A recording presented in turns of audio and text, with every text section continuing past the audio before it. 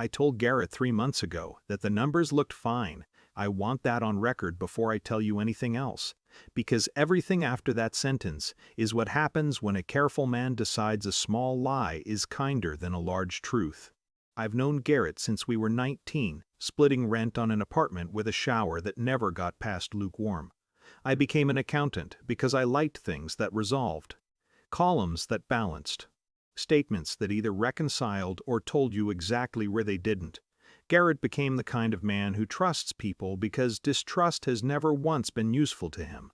That's not a flaw. It's just made him someone who needed a friend like me standing slightly to the side, checking the math on his behalf.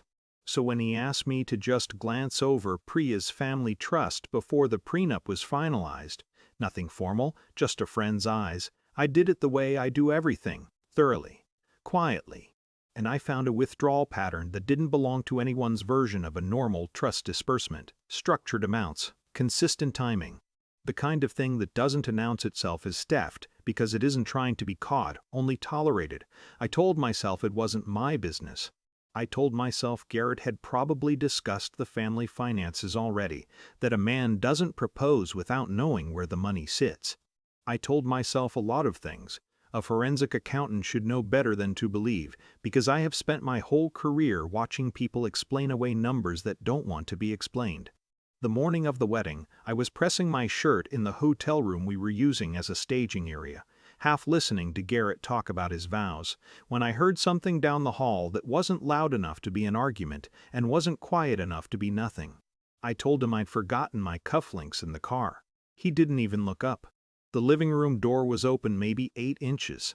That's enough if you're standing at the right angle to see two people who are trying very hard to look like they're discussing seating arrangements and failing at it in every way that matters.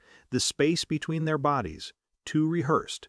Their voices too evenly spaced, like people performing a conversation they've had many times before and know how to make sound new. Her father-in-law to be. The bride. I want to tell you my first thought was betrayal. It wasn't.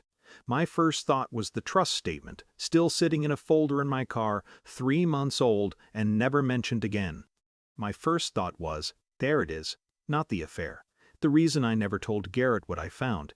Because some part of me, the part that does this work for a living, had already priced in that something was wrong in that family long before I saw two people standing too close together in a rented living room. I didn't move. I've spent my career learning that the worst thing you can do with incomplete information is act on the part you understand. That's when I felt him beside me. Garrett doesn't announce himself. He arrives quietly the way he does everything, and by the time I turned my head, he'd already seen what I was seeing, and his face had gone into a stillness I'd never watched him wear before, not shock, exactly. Recognition arriving late to a party it should have attended months ago. Mom, he said, but he wasn't talking to his mother. He was talking past her, into the room, in a voice so level it frightened me more than shouting would have. I already know, and it's worse than you think. His mother turned. I watched her face do the thing faces do when a private fear finally receives its confirmation. Not surprise, just the removal of a question mark she'd been carrying for longer than any of us knew. Garrett looked at me next.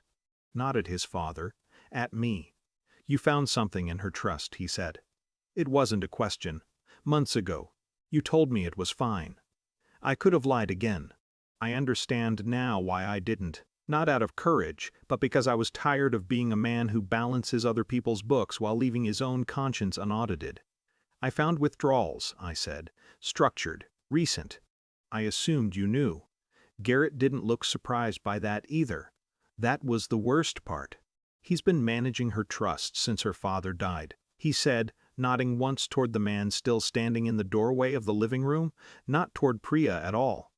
The affair isn't the crime, Marcus, it's the cover story. Nobody in that hallway moved for a long moment. His mother's hand found the doorframe like she needed it to remain upright, though her face had already gone past shock into something more like arithmetic, recalculating a marriage, a decade, a version of loyalty she'd been keeping on faith rather than evidence. I thought about the folder still sitting in my car, and how I'd told myself that silence, done carefully enough, could pass for kindness. It can't. It only postpones the invoice. And on the morning it finally comes due, it never asks whether you're ready to pay it, only whether you'll finally admit you always knew you owed it.